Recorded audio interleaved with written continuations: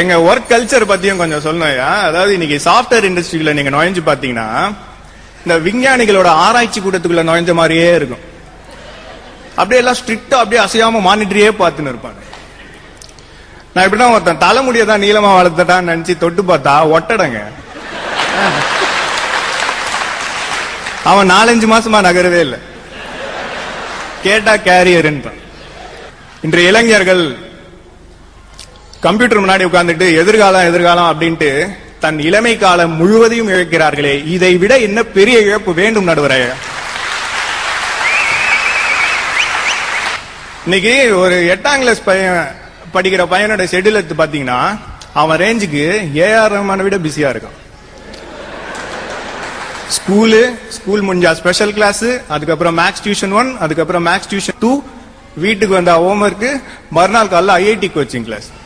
அவன் 8வது தாங்க படிக்கிறான்.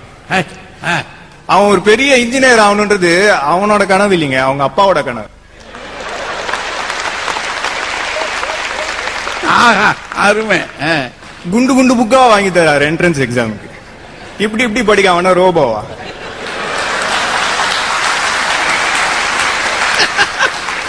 ஐயா, எங்களை கேட்காமயே ஒரு கடிவாளம் கட்டி விட்டுட்டாங்க, நீ இன்ஜினியர் ஆகணும்ட்டு.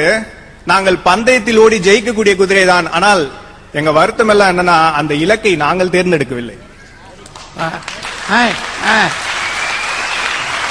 எங்கள் பெற்றோரின் விருப்பத்திற்காக ஓட துவங்கி இந்த வாழ்க்கையின் மிக முக்கியமான ஓட்ட பந்தயத்தில் எங்கள் சுயத்தை எழுந்து விடுகிறோமே, இதுதான் எங்கள் முதல் பெரிய இழப்பு.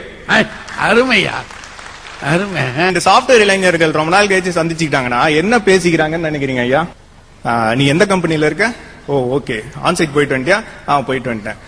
ஓஎம்ஆர்ல ஒரு பிளாட் வாங்கியிருப்பேன்னு நினைக்கிறேன். வாங்கிட்டேன். சரி, நான் கார் ஒன்று புக் பண்ணிருக்கேன், இது 2வது காரு, அந்த டெலிவரி எடுக்க தான் அவசரமா போயிட்டு இருக்கேன், பாய். இவனுங்க பாத்துக்காமே இருந்திருக்கலாம்.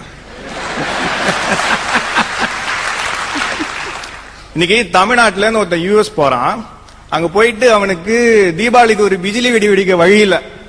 ஆனா ஹாப்பி நியூ இயருக்கு கேக் வெட்டிட்டு இங்கிலீஷ்காரனுக்கு கேக் வெட்டிட்டு இருக்கான். ஐயா, இதுதான் எங்கள் கலாச்சாரமா? இதுதான் நாங்க ஃபாரின்ல போயிட்டு கொடி நடுற விஷயமா? இன்றைய இளைஞர்கள் நாங்கள் காதலில் சுவாரஸ்யம் இழந்து விட்டோம். அந்த காலத்து லவ்னாலே அந்த லொகேஷன் மைண்டுக்கு வருதுங்க.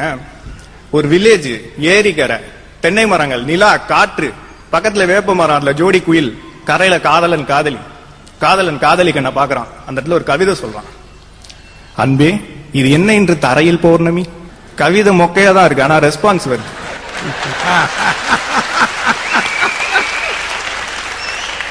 அவ ஆஹா இது என்ன இன்று என் முன் சூரியன். இவர் அப்படியே அடுத்த கட்டத்துக்கு போறாரு, நமக்கு இடையே தென்றல் தேவையா? அவ இந்த கேள்வி தேவையா? இதுக்கு மேல அங்க டைலாகே இல்லையா, ஒன்லி சைலன்ஸ். நம்ம அப்படியே அந்த ஜோடி குயில காட்டுறோம், சீனை கட் பண்றோம். இன்னைக்கு எப்படி இருக்கு? இப்படி ஒரு இணக்கமான காதல் காட்சி எங்கள் காதலில் இல்லையே. நாங்க குடுக்கிற பாதி முத்தம் செல்போனுக்கு தாயா போகுது.